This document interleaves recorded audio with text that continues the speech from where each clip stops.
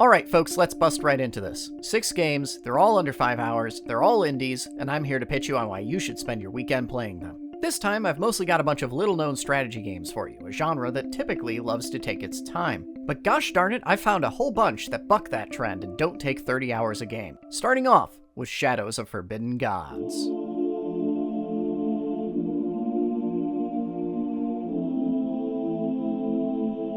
Shadows of Forbidden Gods puts you in the betentacled shoes of the Great Old Ones, the evil doom that has been sealed away for millennia and is now prophesied to return and end the race of man. As your grand revival slowly creeps closer, you spend a lot of time carefully pushing your minions around in the shadows, weakening the various kingdoms on the map in preparation for your arrival, only for your best laid plans to get foiled time and time again by all those pesky mortals and, the Chosen One. Some of the finer points of its gameplay require a dummy game or two to pick up, but this game nails the storytelling aspect in a way that few games of its ilk do. The tale of Sir Niskant, who spent his life chasing his own shadow across the countryside after it grew a mind of its own and tried assassinating a half-dozen people, is as tragic a story as any Greek myth. Or the more farcical story of the Chosen One who, quite foolishly, tried plundering a dungeon in search of riches without an armed escort, and was promptly jumped by a clown car's worth of villains, dooming her world in the process. But you're the one who gets to write the tragedy. As opposed to other games like Crusader Kings where you're just one of the actors, here you're more of a co-director with a game. With the camera zoomed way out to a cosmic level, every random decision you make becomes a life-changing consequence for the little people running around trying to stop you, creating all manner of interesting and incredibly dramatic stories. It's a distinctly different form of emergent storytelling, and one that I think I like better. You may have also noticed the turn counter and wondered how on earth this is a 5-hour game, but I promise I'm not crazy. At first glance, 500 turns might sound like an insane amount to do in just 5 hours, but I've never played a single game that's lasted longer. It starts feeling a lot shorter once you realize it takes at least 10 turns to ever get anything done. You're going to hit a lot of points where you're just mashing the end turn button waiting for your little minions to finish their jobs. Still, it also gives Shadows of Forbidden Gods that addictive one more turn quality, since even if one guy finishes something, someone else is still working, and that means you're only 3 turns away from executing the next phase of your ultimate plan for world domination. The only point where the game ever gets bogged down is with its notifications, which feel the need to spam you with every little thing that happens anywhere in the universe, even if it's on the side of the map you're never even going to visit. But the game itself seems to be aware of this fact and makes it easy to turn off the more egregious notifications. Overall, once you can get past the initial learning curve, this is actually a surprisingly economical strategy game. Give it a try. Airborne Kingdom.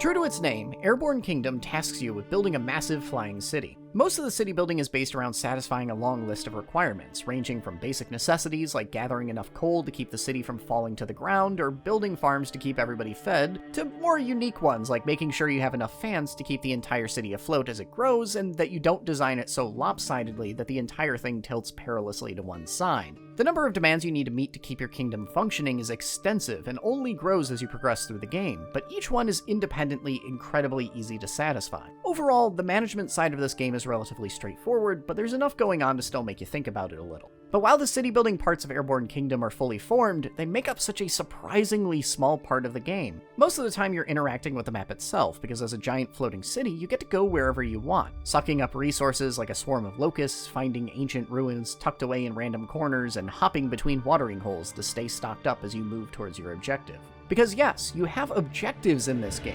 Airborne Kingdom is a city builder with a definitive goal and endpoint. Most city builders are very intrinsically driven, where the end is usually just whenever you feel like you're done. But Airborne Kingdom tasks you with building your city up to 150 people, puts you on a single handcrafted map, and bids you go find and help out 12 other cities that are somewhere on it. All of that means that this game is a finite, singular experience that dumps all of its ideas on you in a single run, and then lets you go. And you know what? We're all about that here, because that meant I got to see everything this game had to offer in exactly 5 hours. A rare feat for a city builder. Paladin's Oath.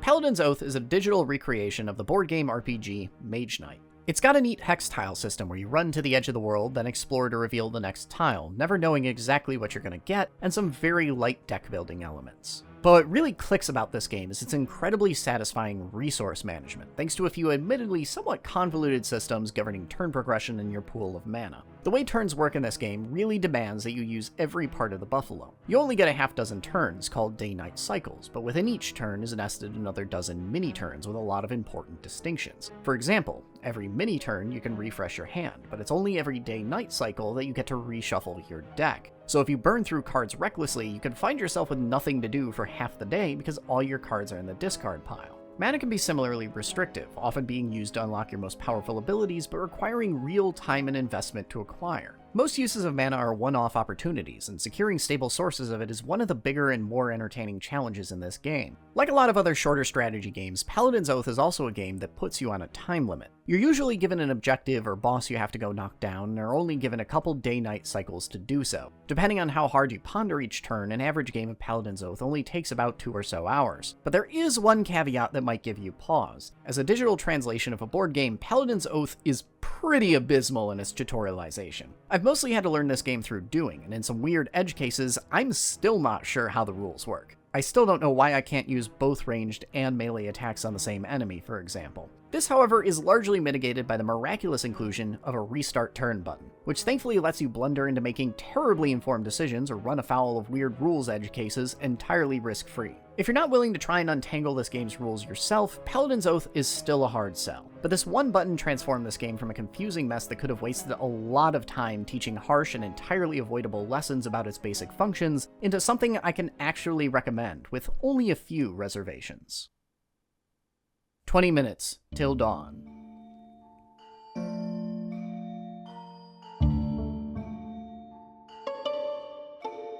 Pretty much no matter who you talk to, the first thing you're going to hear about 20 Minutes Till Dawn is a Vampire Survivors comparison.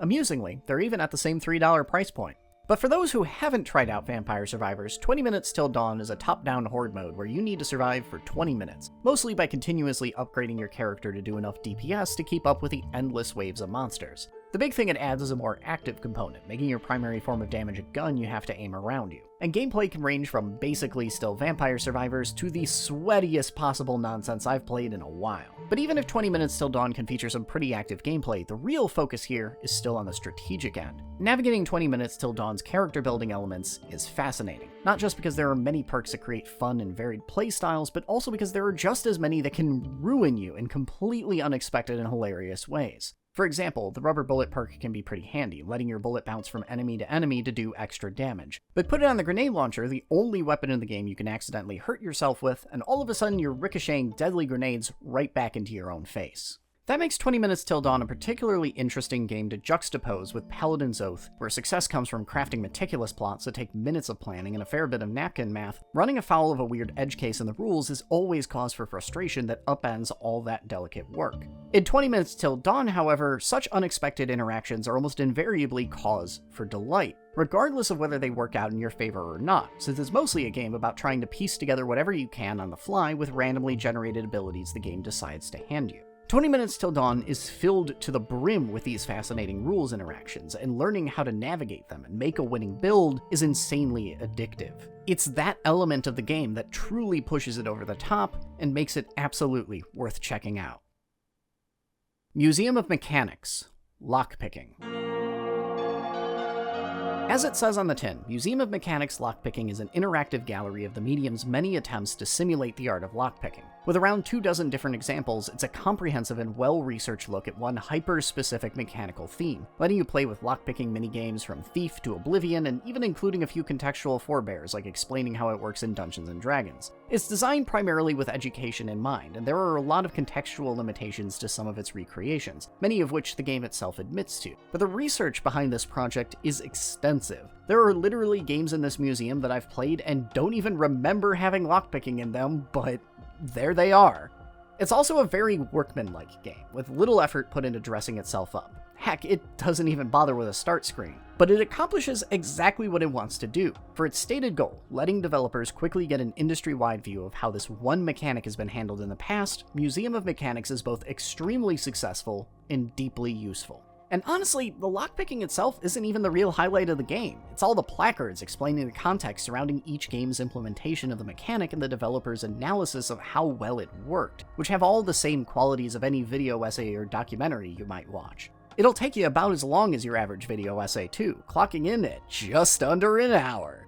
Even if you're not a developer, it's a fascinating dive into a pretty specific topic. Norco.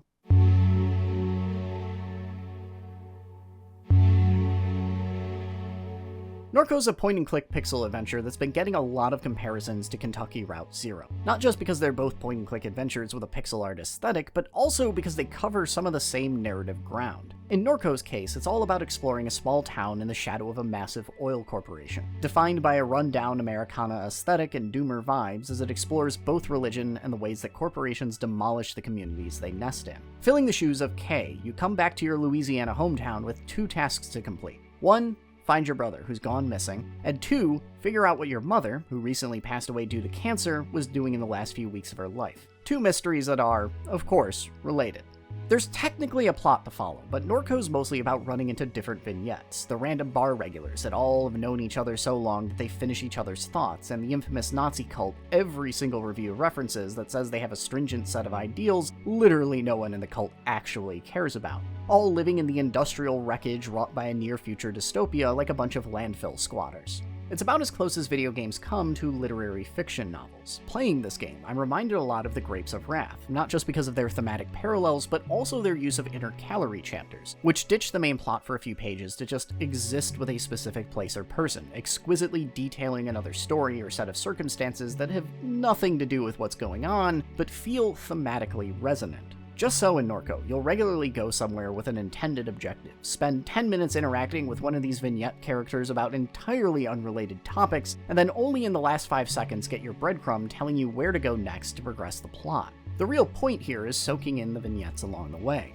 Norco's also the latest of a long line of pixel art games that have impressed me with just how far they can push the art form, with higher fidelity, more detail, and more motion than the art form normally gets applied to it. There was also some absolutely stunning background art in this one. But really, you're here for that narrative, and I'm happy to report, it nails that part. So that's everything I've got this time, but if you like short games like these, stick around. There's plenty more where that came from. And don't forget to hit up the Patreon. If you enjoyed this video enough to get all the way here, you should go throw money at it. But thank you for watching all the way through. I hope you enjoyed this quarterly wrap-up, and I'll see you all next time.